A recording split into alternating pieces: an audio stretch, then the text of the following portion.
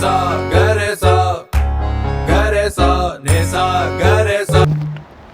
Hi hello friends, இன்றைக்கி நம்ம வீடியோவில் என்ன பார்க்க போகிறோன்னா வெண்டைக்காய் புளிக்குழம்பு எப்படி செய்யலான்னு பார்க்கலாம் வாங்க. ஃபஸ்ட்டு ஒரு கடாய் எடுத்துக்கோங்க, வடைச்சட்டி. அதில் நம்ம மீடியம் சைஸில் கட் பண்ணி வச்சுருக்க வெண்டைக்காய் ஆட் பண்ணி நல்லா ட்ரை ரோஸ்ட் பண்ணி எடுத்துக்கோங்க.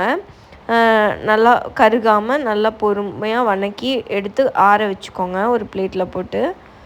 அதுக்கப்புறம் அதே வடைச்சட்டியில் 3-4 டீஸ்பூன் ஆயில் விட்டுக்கோங்க, கிரவுண்ட்நட் ஆயில் விட்டுட்டு நல்ல எண்ணெய் காஞ்சி வந்தோடனையும் சின்ன வெங்காயம் 10-20 சின்ன வெங்காயம் ஆட் பண்ணிக்கோங்க. ஆட் பண்ணிவிட்டு 2 டீஸ்பூன் சீரகம், 1 டீஸ்பூன் குருமிளகு, அதுக்கப்புறம் 3 நம்பர் பூண்டு, 3 பல் பூண்டு நல்லா பொடி பொடியாக கட் பண்ணி அதையும் ஆட் பண்ணிக்கிறேன். ஆட் பண்ணிவிட்டு நான் இதே ஸ்டேஜில் ஒரு மீடியம் சைஸ் பெரிய வெங்காயம் கட் பண்ணி ஆட் பண்ணிக்கிறேன். நீங்கள் வேணும்னா சின்ன வெங்காயம் கூட இன்னொரு 10 சின்ன வெங்காயத்தை ஆட் பண்ணிக்கோங்க. அப்புறம் ஒரு கொத்து கருவேப்பிலை நல்லா கலந்து விட்டுருங்க. நல்லா எண்ணெயில் சுருண்டு வணங்கி வரணும் அந்த வெங்காயம்லாம். வணங்கி வந்தோடனையும் 2 டீஸ்பூன் மஞ்சள் தூள், 2 டீஸ்பூன் மிளகாய் தூள், ரெட் சில்லி பவுடர், அதுக்கப்புறம் 3-4 வரமிளகா உங்கள் மிளகாய் காரத்துக்கு ஏற்ப ஆட் பண்ணிக்கோங்க. ஆட் பண்ணிவிட்டு அதுலேயே ஒரு 4-5 டீஸ்பூன் தேங்காய் பூ ஆட் பண்ணி சைடில் ஆற வச்சுக்கோங்க. நான் சைட் பை சைட் புளியும் ஒரு லெமன் சைஸு ஊற வச்சுருக்கேன். இப்போது அதே மறுபடியும் ஒரு கடாய் எடுத்துகிட்டு இப்போ நம்ம கிரேவி செய்யலாம். 4-5 டீஸ்பூன் சமைக்கிற நல்லெண்ணெய் ஆட் பண்ணிக்கோங்க.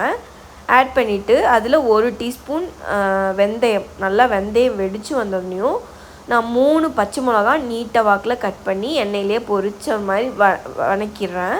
வதக்கிட்டு 10-20 சின்ன வெங்காயம் பொடி பொடியாக நறுக்கி அதையும் ஆட் பண்ணிக்கிறேன். ஆட் பண்ணிவிட்டு இப்போவும் இந்த ஸ்டேஜ்லேயும் ஒரு 4 பல் பூண்டு பொடி பொடியாக நறுக்கி ஆட் பண்ணிக்கோங்க. அப்போ தான் நல்லா டேஸ்ட்டு கொடுக்கும் அதுக்காக.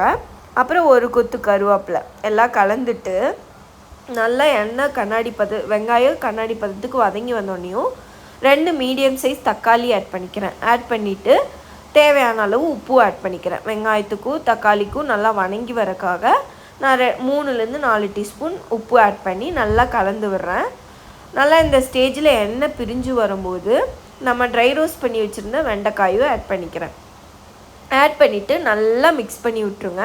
இந்த வெங்காயம் தக்காளி எல்லாமே இந்த வெண்டைக்காயில் இறங்கி வர மாதிரி, சாரெல்லாம் இறங்கி வர மாதிரி நல்லா மிக்ஸ் பண்ணி விட்டுக்கோங்க. நல்லா மிக்ஸ் பண்ணி விட்டோன்னையும் நம்ம இப்போ சைட் பை சைடு ஒரு லெமன் சைஸில் புளி ஊற வச்சுருந்தாங்க இல்லைங்களா, அந்த புளியை அந்த புளியில் நம்ம இப்போ எல்லா மசாலாவும் ஆட் பண்ண போகிறோம். ஃபஸ்ட்டு நான் 1 டீஸ்பூன் மஞ்சள் தூள் ஆட் பண்ணிக்கிறேன். அதுக்கப்புறம் 2 டீஸ்பூன் மிளகாய் தூள், அதாவது ரெட் சில்லி பவுடர் ஆட் பண்ணிக்கிறேன். நான் காரத்துக்கு ஏற்ற மாதிரி இது கலர் மட்டும்தான் தரும், ஸோ 1 டீஸ்பூன் எக்ஸ்ட்ராவே ஆட் பண்ணிக்கிறேன். 3 teaspoon red chilli powder add பண்ணிக்கிறேன். ஆட் பண்ணிவிட்டு 2 டீஸ்பூன் சாம்பார் தூள் ஆட் பண்ணிக்கிறேன். இது நானே செஞ்ச சாம்பார் தூள். ரெசிபி வேணும்னா கீழே கமெண்ட் பாக்ஸில் பிங்க் பண்ணுங்கள், சொல்கிறேன் எப்படி செய்கிறதுன்னு. எல்லாம் போட்டுட்டு 2 டீஸ்பூன் சாம்பார் தூள், 1 டீஸ்பூன் மஞ்சள் தூள், 3 டீஸ்பூன் ரெட் சில்லி பவுடர் அதாவது மிளகாய் தூள் எல்லாம் ஆட் பண்ணிவிட்டு ஒரு கொத்து கருவேப்பிலையை கிள்ளி ஆட் பண்ணிக்கிறேன். கிள்ளி உள்ளே போட்டுக்கிறேன், அப்போ தான் வாசமாக இருக்கும். அப்புறம் ஒரு கொத்து கொத்தமல்லி எல்லாம் ஆட் பண்ணி நல்லா மிக்ஸ் பண்ணி விட்டுக்கோங்க. மிக்ஸ் பண்ணி விட்டோன்னையும் நம்ம வெண்டைக்காய் இதெல்லாம் வணங்கிட்டுருக்குல்ல, அது நல்லா எண்ணெய் பிரிஞ்சு வரும்போது நல்லா கலந்து விட்டு நம்ம கரைச்சி வச்சுருக்க இந்த புளி தண்ணி, இந்த நம்ம சேர்த்துருக்க இந்த மிளகாய்த்தூள் மஞ்சத்தூள் எல்லாம் கலந்த மாதிரி இதில் நல்லா புளிக்கரைசலில் நல்லா கலந்து விட்டுக்கோங்க. கலந்து விட்டுட்டு நல்லா மிக்ஸ் பண்ணி வச்சுருக்க அந்த புளிக்கரைசலை எடுத்து வெண்டைக்காய் இதுக்குள்ளே ஆட் பண்ணிக்கோங்க.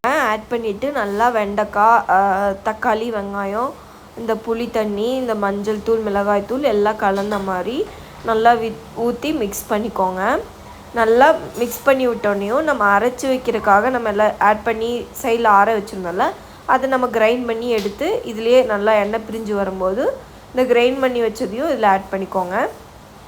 ஆட் பண்ணிவிட்டு நல்லா கலந்து விடுங்க. கலந்து விட்டுட்டு நல்லா அது எண்ணெய் பிரிஞ்சு வரணும். இந்த மசாலாவில் அதில் இறங்கினோன்னையும் நம்ம அப்போ அந்த நுரைச்சி வரும்போது அப்போவே வந்து தேவையான அளவு தண்ணியும் ஆட் பண்ணிக்கணும். அதே மிக்சியில் அரைச்ச மிக்சிலே தண்ணி ஆட் பண்ணிக்கோங்க. அப்புறம் 3லேருந்து 4 டீஸ்பூன் வெல்லம் ஆட் பண்ணிக்கோங்க கடைசியாக. அப்போ தான் நல்லாயிருக்கும். ஸோ நம்மளோட புளிக்குழம்பு நல்லா ரெடி ஆயிடுச்சு. வாங்க சாப்பிட்லாம். நான் போடுற வீடியோஸ் எல்லாம் உங்களுக்கு நோட்டிஃபிகேஷனாக வரணுன்னா மறக்காமல் சப்ஸ்கிரைப் பண்ணிக்கோங்க.